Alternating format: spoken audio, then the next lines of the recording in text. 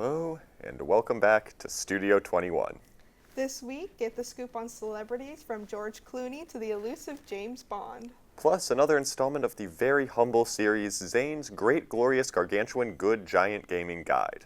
And our first live performance of the semester, and so much more right here on Studio 21. So, as always, it's time to sit back, relax, and enjoy the show.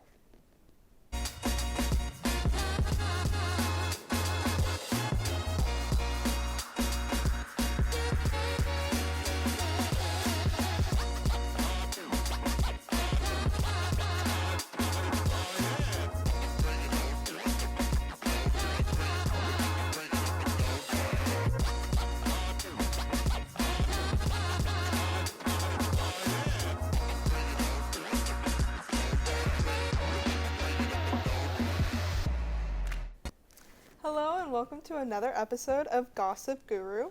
I'm Savannah. And I'm Nate, and today we have some devastating news for you all. It's finally happened, folks. James Bond is dead. What?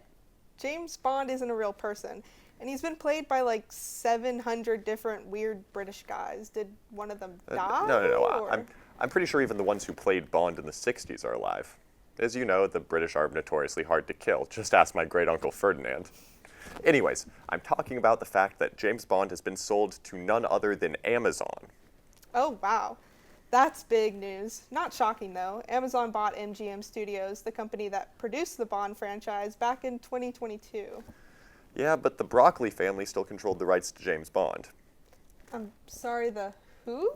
The Broccoli family. Albert Broccoli got the rights to James Bond way back in the 1960s, and two of his children continued his legacy after he passed. But they finally decided to sell. And now Amazon has the rights to one of the most beloved and sacred franchises of all time. I'm sure this will go well. It's safe to say no one is happy about this except for Jeffrey Preston Bezos. Even Joe Russo, the co-director of many of Marvel's greatest movies, spoke about the deal. He went on Twitter begging Amazon not to Marvelize James Bond. So this really has stirred the film industry. I think you mean shaken, not stirred. We'll see where this goes. Hopefully Amazon doesn't just use these films as another way to make even more money. Either way, we over at Studio 21 will be tuned in. Our next big story this week concerns an iconic actor who's been around the Hollywood block a few times, proverbially speaking. I'm, of course, talking about George Clooney. Oh yeah, I saw recently that he was making his Broadway debut pretty soon, starring in an adaptation of a film he also starred in, Good Night and Good Luck. Well, right, sure, I guess that's happening too, but it's not really what we're talking about, though. Then what are we talking about? His farm. His what? Well, George Clooney recently brought up in an interview that as well as his wife and kids live on their farm in rural France. Weird. What's the big gain for him here? Is George Clooney really in need of a secondary income source? Is the crop money what's paying the bills, or is it just like a relaxation thing? Well, it seems like a bit of both. He wants to live in peace, and he seems to at least be taking care of the farmland. Clooney said, quote, "I drive a tractor with, and all those things," which I can only assume is referring to tilling the lands, feeding oxen, and picking ripe fruit from his trees. Nate, can I be honest with you for a second? Yeah, sure, this show is built around honesty. I feel like I know why you're bringing this up. All right, fine. I want a farm. There we go. It isn't fair. I mean, all these celebrities get to live on their farms, work with the land. I have to stay in college. What's the point? Clooney isn't the only one, you know. Millie Bobby Brown lives on a farm, too. I just want to feed pig slop and literally reap what I sow. And all I get to do here is feed myself slop and metaphorically reap what I sow. I feel like you're really romanticizing farm life to a point I've only ever seen in every Hallmark Christmas movie. It's a pretty unstable job. I don't think farming is that much of a dream job. I could work on a farm. As what? A scarecrow? I'd be great. I have the build. That was meant to be a joke. You know what? Never mind. Maybe you can ask George Clooney if he's hiring scarecrows. Whatever makes you happy. Yeah, that's not a bad idea, Savannah. I bet I could find his number around somewhere. And on that note, that's unfortunately all the time we have for you today on Gossip Guru. But fear not. What we have next for you is even more exciting than us rambling. That's right, it's our first live performance of the semester. And we're starting off strong with one of our very own members, Medi Rose, performing for us today under their stage name, Medi Rose. We'll also get a chance to interview them later on, but for now, please enjoy Mixed Signals, a new song from Medi Rose.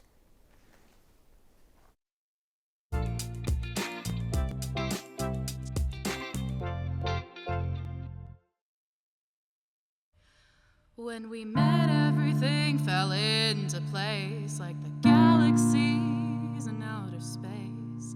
We met by chance, but it felt like fate, and it felt like we were lost in mates.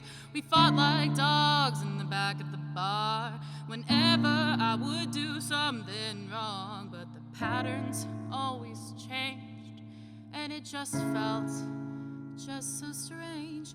If no means no, then why are you mad at me? I thought you didn't want me to chase you. You told me back then that you weren't really into me.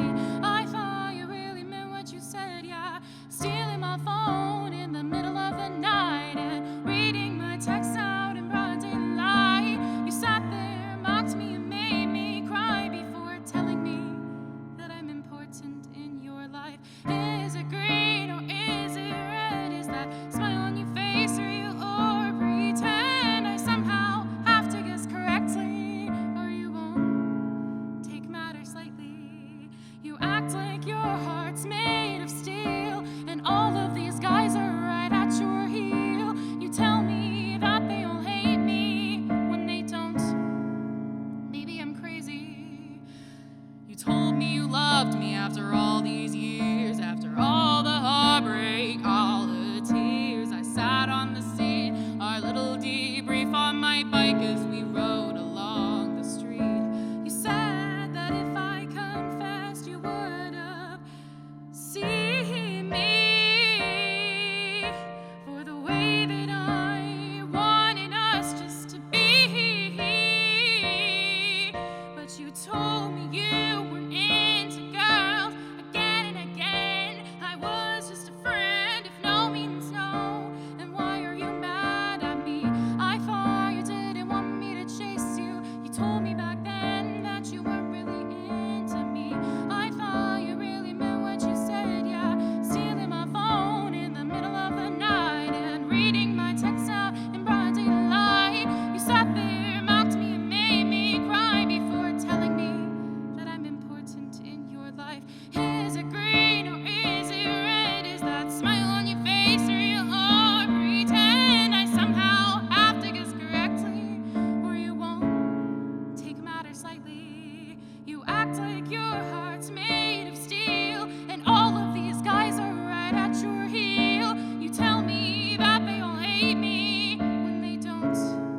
Maybe I'm crazy, maybe I'm crazy, maybe I'm crazy. Manipulate me, maybe I'm crazy, maybe I'm crazy, maybe I'm crazy, and it's all in my head. Is it green or is it red? Is that smile on your face real or pretend? I somehow have to guess correctly, or you won't take matters lightly.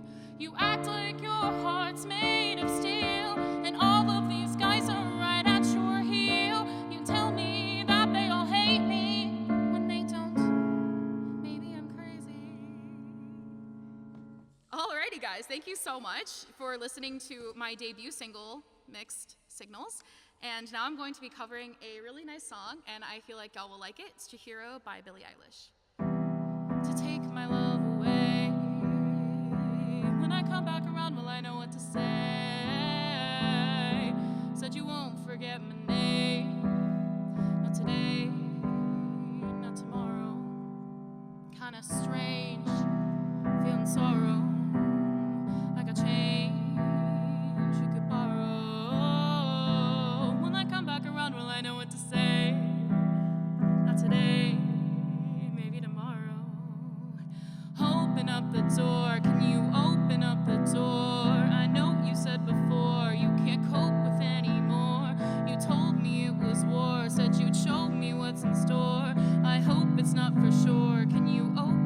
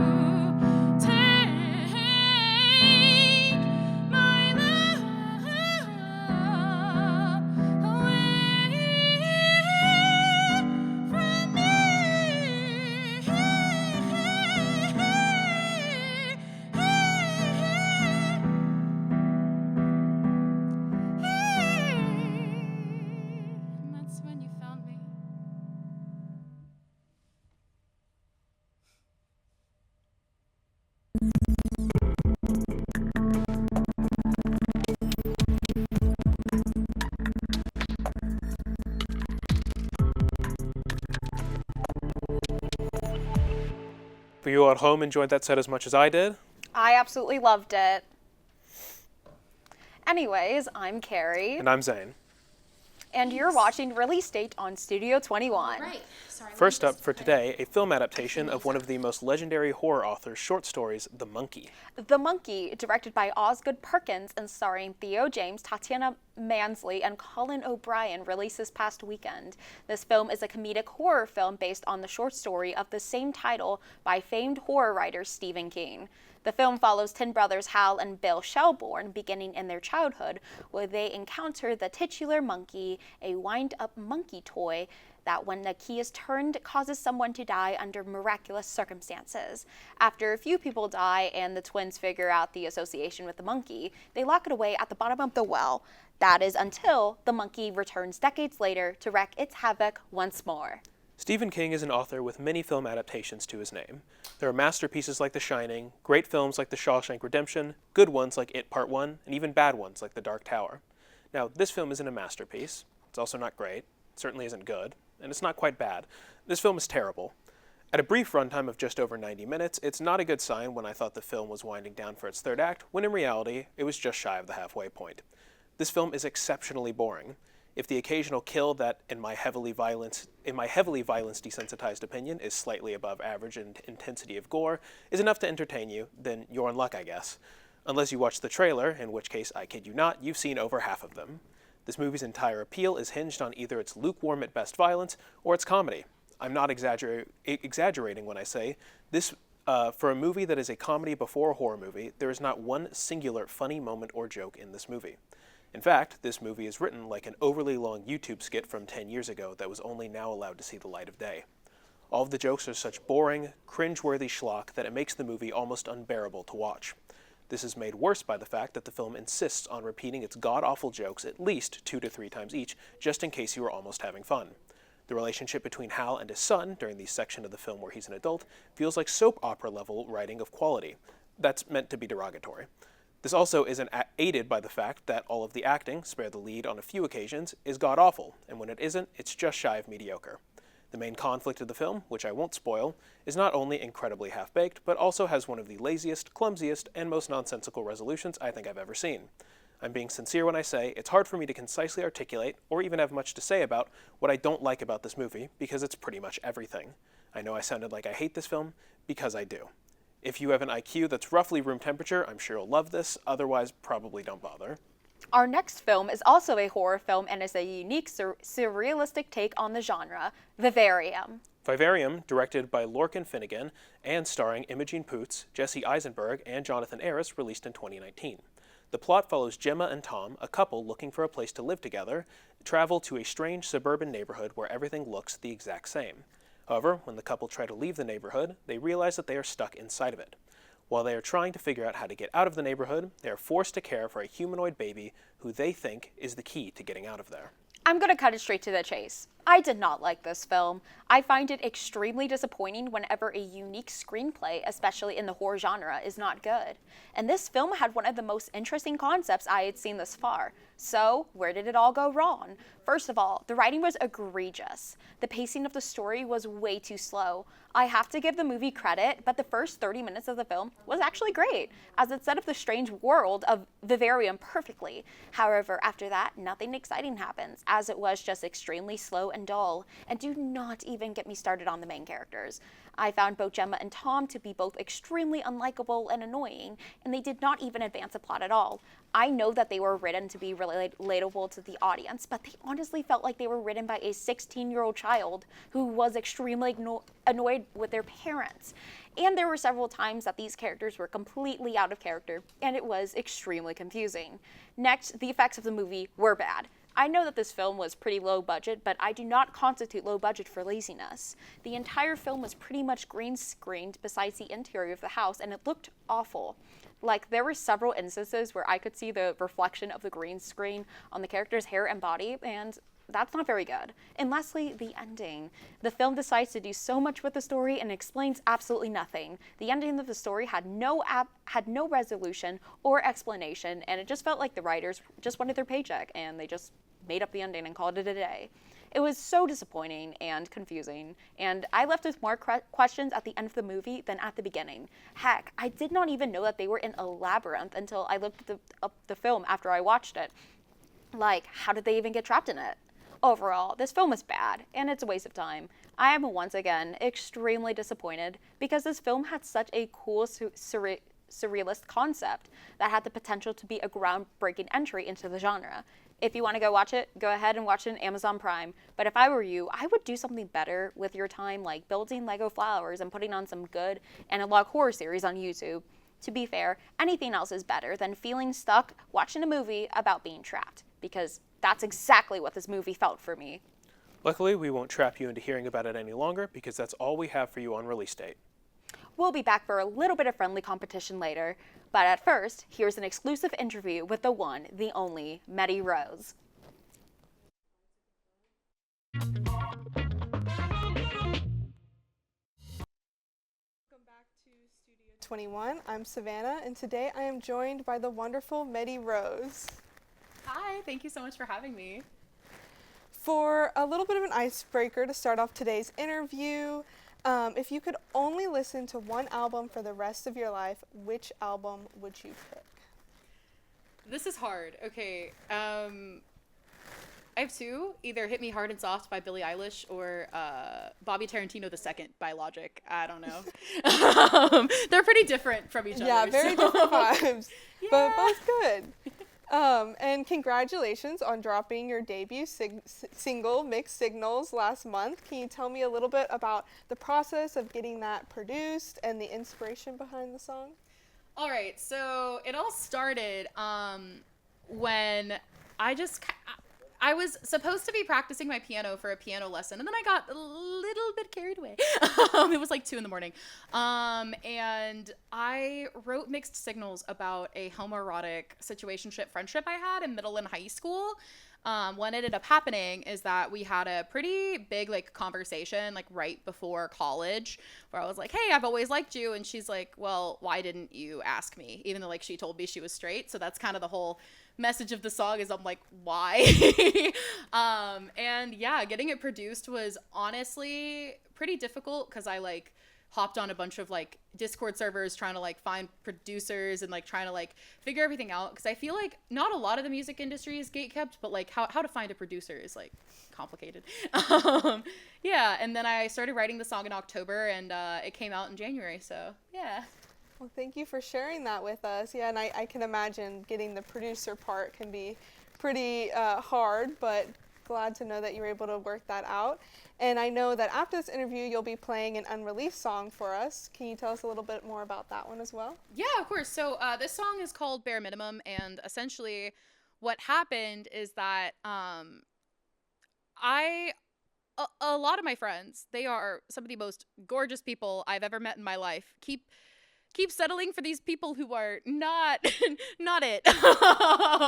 And I try to tell them that, but they're like, no, he's great, they're amazing. And yeah, I did get my friends permission to write the song, but it was just sort of a compilation of just a bunch of people in my personal life coming to me about relationship issues, which I'm more than happy to help with, but they're so pretty, and then the people that they're dating are just not it.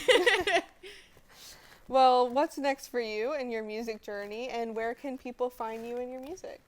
So what's next for me is a Bare Minimum is still in production, but it should be ready for release end of March, beginning of April. So that's the big next thing for me right now.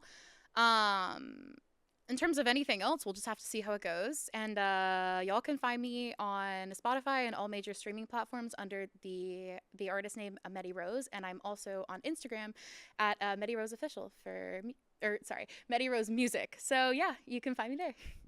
Well, thank you for joining us today. That's all the time we have, but stick around for their final song later on in the show.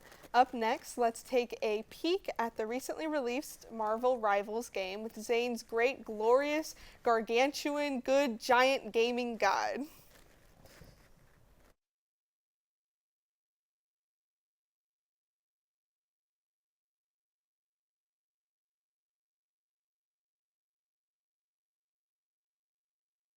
Everyone, and welcome back to Zane's Great, Glorious, Gargantuan, Good, Giant Gaming Guide, the segment with a modest title. Today, I'll be doing a guide on how to play Magneto in Marvel Rivals, as there's too many heroes for me to realistically do a guide on in one video. Also, because I saved up my in-game currency for a month to buy this cool skin, and I'm going to show it off. Now, to start, you may be asking yourself, why can't I just open the ability menu and look at that instead? First, don't do that.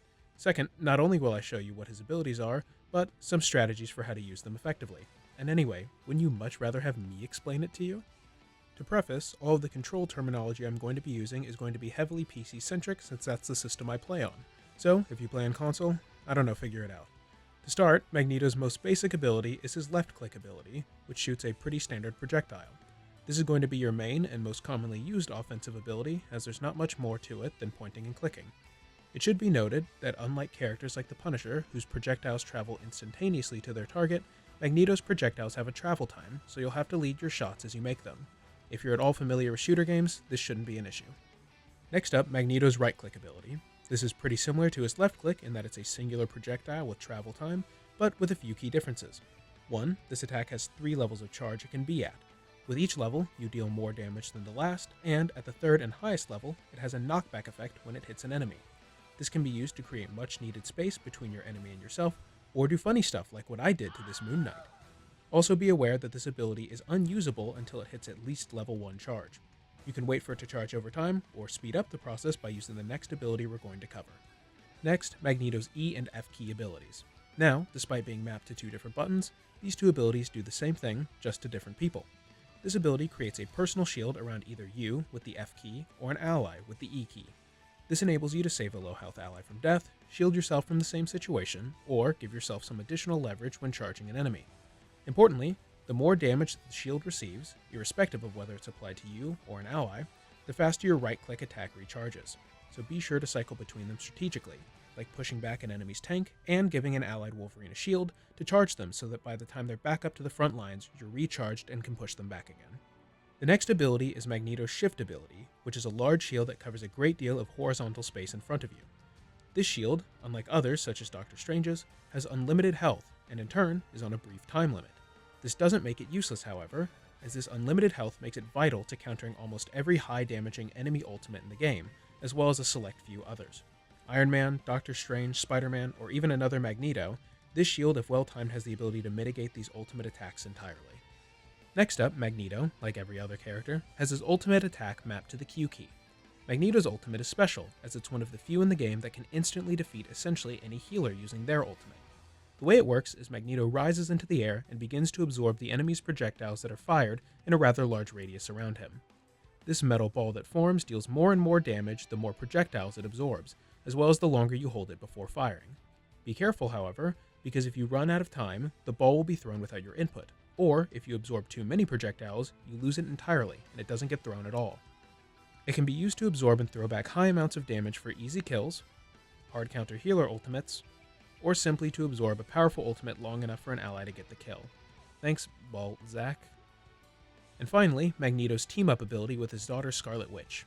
If someone is playing as Scarlet Witch on your team, you gain a new ability mapped to the C key. This enables Magneto to channel his daughter's magic to boost his abilities and create a sword that fires high-damaging projectiles. These projectiles are slow-moving, so lead your targets carefully, but these do absurd damage, so it's worth the trade-off. Well, that about covers all you need to know about how to pick up and play Magneto at a base level. And yes, I'm aware the developers will have changed Magneto by the time this video airs, but the core of what I said should be in no way impacted by this. And also, I don't care. Have fun, and if anyone uses what I said against me, I'll spam report you until you're banned.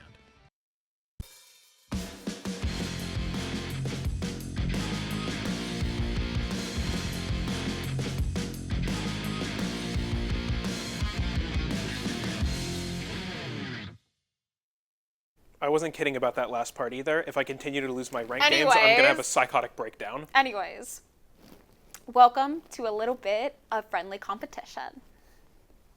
The segment where our 2 teams of charismatic hosts compete for glory and a mystery prize in a battle of the wits. Each week, we have the opportunity to get 1 point, and at the end of the semester, the team with the most points is deemed the winner. This week's question was also written by one of our crew members, none other than... Me! That's right. Take it away, Carrie. Okay. So we have a little treat for you guys. Okay, so what is the only horror film that has won an Academy Award for Best Picture? Ooh. I don't really watch horror films, not gonna lie. I don't either. I'm a general movies guy, but jeez.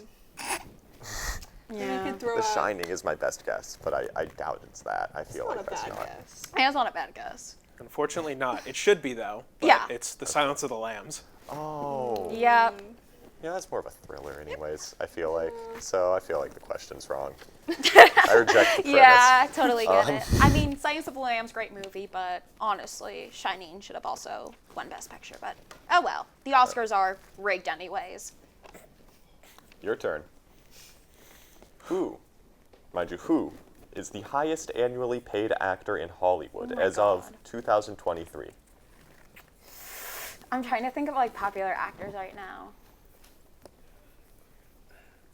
I knew for a time Samuel L. Jackson was like the actor who had been paid the most for all of his, or like had generated the most money based on his roles for like movies, but I don't think that's him. Oh my god. How about Robert Downey Jr., since he's getting paid like $300 billion or whatever to be in Avengers? Is that your final guess? Yeah. Might as well be. Yeah, I guess. Okay. Well, you're wrong. Sorry. Worth a shot. The answer is Adam Sandler. Really? Yeah. Yeah. That's so weird. Good for him, man. Yeah, Everybody good likes for his Adam movies, I Sandler. guess. No, I've never been a Sandler. Yeah, also, shout out to Adam Sandler for coming to Trinity. And playing Playing basketball. basketball. Playing apparently. basketball. Yeah, no, Yes. that was awesome. We I'll love match up that. with him. Yeah, we love him Well- for that. Thanks for playing along with us. And next up, please enjoy a final song from Medi Rose on their soon-to-be-released single, Bare Minimum. And we'll see you next week on Studio 21.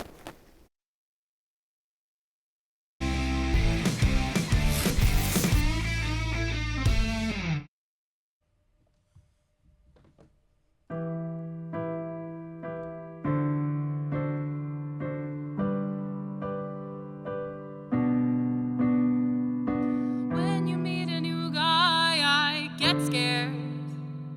Your judgment's tainted by